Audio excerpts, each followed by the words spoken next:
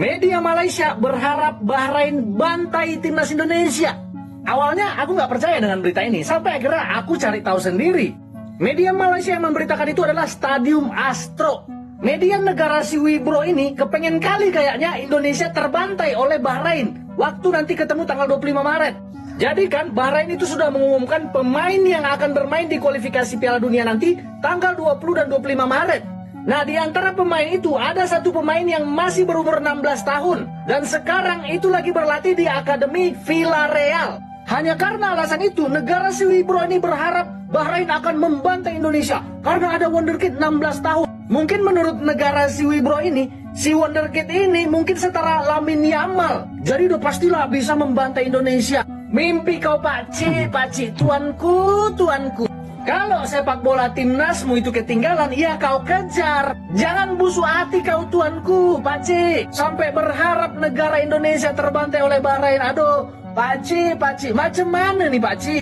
Kau nak apa? Nasi goreng Pattaya ada, semua pun ada. Aku negara sebelah masih berlanjut guys. Buset dah, ini baru guys, ini the real iri sama kita yang dah ada peningkatan cuy. Buset dah guys, kita lihat konten dari orang Malaysia nih guys ya. Ini siapa yang edit? Indo itu tidak mungkin masuk, cuman akal-akalan orang Indo biar warga senang. Haha, buset. Gila sih.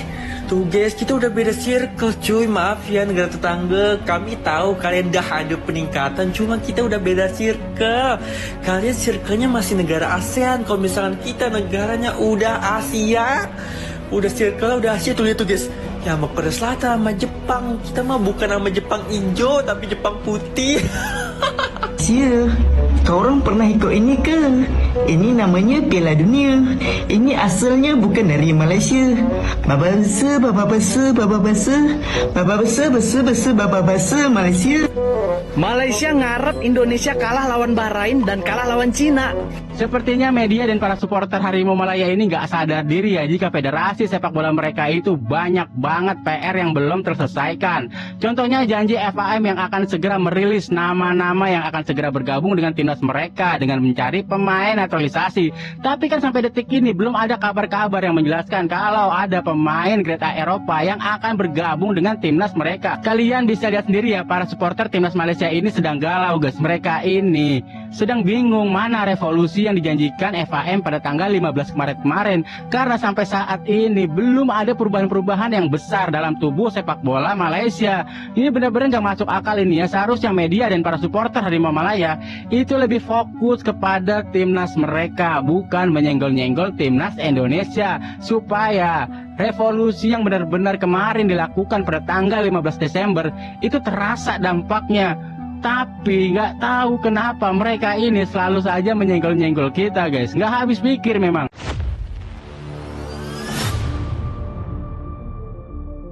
Gak sadar tim kebangsaannya sendiri bobrok. Malah sebut timnas Indonesia akan dibantai Bahrain. Akhirnya PUNDIT Malaysia dibuat malu sendiri.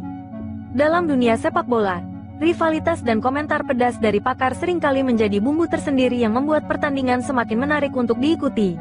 Namun, ada kalanya komentar yang terlalu meremehkan lawan justru menjadi bumerang. Hal inilah yang terjadi baru-baru ini ketika seorang pakar asal Malaysia dengan penuh keyakinan menyebut bahwa timnas Indonesia akan. Komentar pundit Malaysia yang terlalu percaya diri. Sebelum laga antara Indonesia dan Bahrain, salah satu pundit Malaysia dengan penuh semangat menyatakan bahwa skuad Garuda tidak memiliki peluang melawan Bahrain. Menurutnya, tim asuhan Sintayong ini masih jauh di bawah Bahrain dalam hal kualitas dan pengalaman. Bahkan, ia berani menyebut bahwa Indonesia akan mengalami kekalahan telak, seolah-olah skuad Garuda hanyalah tim lemah yang tidak layak bersaing. Komentar ini adalah fakta di lapangan berbeda 180 derajat. Saat pertandingan berlangsung, skenario yang diprediksi oleh pakar Malaysia ternyata jauh dari kenyataan. Timnas Indonesia tampil solid, menampilkan permainan yang disiplin, agresif, dan penuh determinasi. Mereka berhasil menyamakan kedudukan Bahrain, bahkan menciptakan peluang berbahaya yang membuat lawan kerepotan. Sebaliknya, justru timnas Malaysia yang mengalami kesulitan dalam pertandingan mereka sendiri. Tim Harimau Malaya menunjukkan performa yang jauh dari kata meyakinkan. Kesalahan demi kesalahan terjadi di lini pertahanan mereka. Lini tengah tidak mampu mengendalikan permainan, dan serangan mereka terkesan tumpul serta tidak efektif.